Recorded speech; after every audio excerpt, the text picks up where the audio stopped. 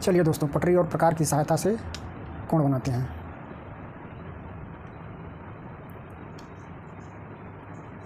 पटरी और प्रकार की सहायता से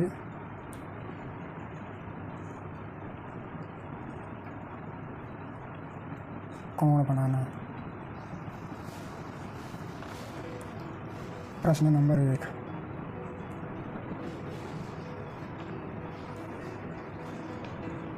पटरी और प्रकार की सहायता से 90 अंश का कोण बनाओ। सर्वप्रथम हम एक रेखा AB खींचेंगे। अब A को केंद्र मानकर किसी त्रिज्या का एक चाप लगाएंगे। A को केंद्र मानकर किसी त्रिज्या का एक चाप लगाएंगे जो रेखा AB को बिंदु C पर काटेगा। अब उसी त्रिज्या का दूसरा चाप C को केंद्र मानकर उसी त्रिज्या का दूसरा चाप लगाएंगे जो पहले चाप को बिंदु D पर काटेगा। पुनः अब D को केंद्र मानकर उसी त्रिज्या का एक और चाप लगाएंगे जो पहले वाले चाप को बिंदु E पर काटेगा। अब E और D को केंद्र मानकर ऊपर की तरफ एक चाप लगाएंगे। पहले D को केंद्र मानकर एक चाप लगाते हैं यहाँ, फिर इसको केंद्र मानकर एक चाप और लगाते हैं जो एक दूसरे को बिंदु F पर काटते हैं।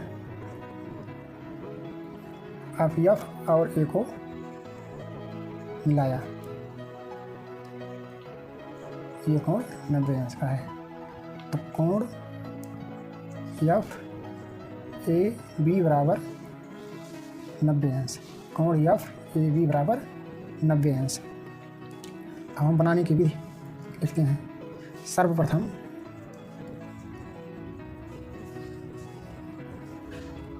एक रेखा AB खींचा, A को केंद्र मानकर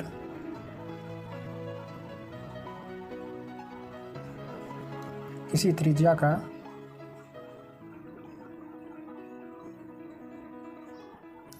एक चाप लगाया,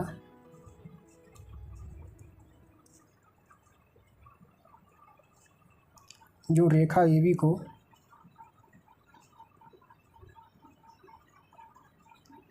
बिंदु C पर काटता है।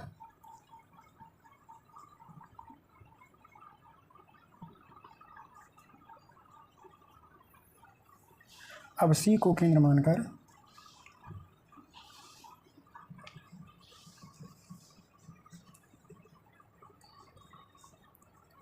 उसी त्रिज्या का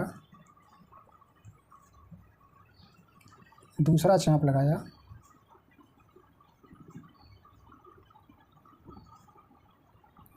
जो पहले चाप को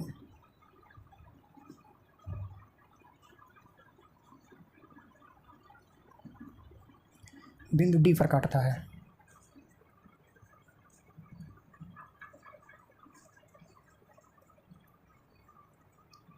अब D को केंद्र मानकर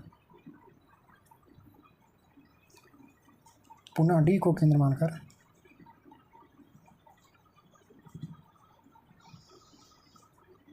एक और चाप लगाया,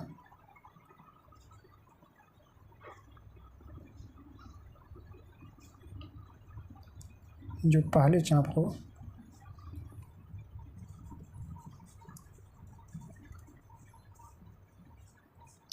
बिंदु E पर काटता है।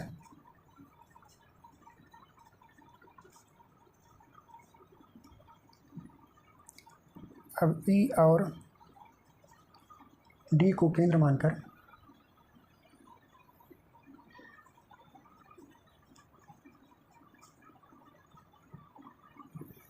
अब क्रमशः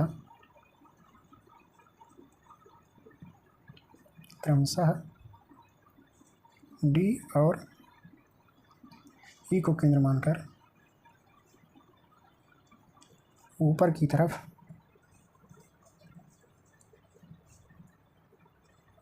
चाप लगाया, जो एक दूसरे को बिंदु एफ पर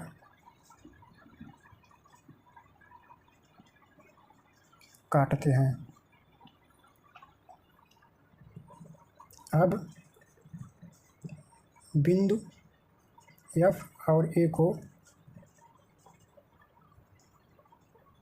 मिलाया, बिंदु एफ और ए को मिलाया। इस प्रकार कोण एफ ए बी बराबर 90 अंश। क्या किया? सर्वप्रथम एक रेखा ए बी खींचा, ए को केंद्र मानकर किसी त्रिज्या का एक चाप लगाया जो रेखा ए बी को बिंदु सी पर काटता है। पुनः सी को केंद्र मानकर उसी त्रिज्या का दूसरा चाप लगाया जो पहले चाप को बिंदु डी पर काटता है। अब डी को केंद्र मानकर उसी त्रिज्या का एक और चाप लगाया जो पहले चाप को बिंदु ई पर काटता है। अब क्रमशः डी और ई को केंद्र मानकर एक एक चाप ऊपर की तरफ लगाया, एक चाप यहाँ से और एक चाप यहाँ से, जो एक दूसरे को क्रमशः बिंदु एफ पर काटते हैं। अब बिंदु एफ और ए को मिलाया। इस प्रकार कोण एफ ए बी का निर्माण होता है जिसका मान होता है 90 अंश। इन सब का सिद्धांत केवल एक है कि जो हम ऐसे एक रेखा खींचते हैं और इसको केंद्र मानकर हम इसे एक चाप लगाते हैं, फिर अब इस जहाँ काटता है इस कटान बिंदु को केंद्र मानकर उसी त्रिज्या का जो हम दूसरा चाप लगाते हैं, तो जहाँ ये काटता है इसको और इसको जो हम मिला देते हैं तो कोण बनता है 60 अंश का। ये इसी सिद्धांत पर काम करता है। ये 60 का बना।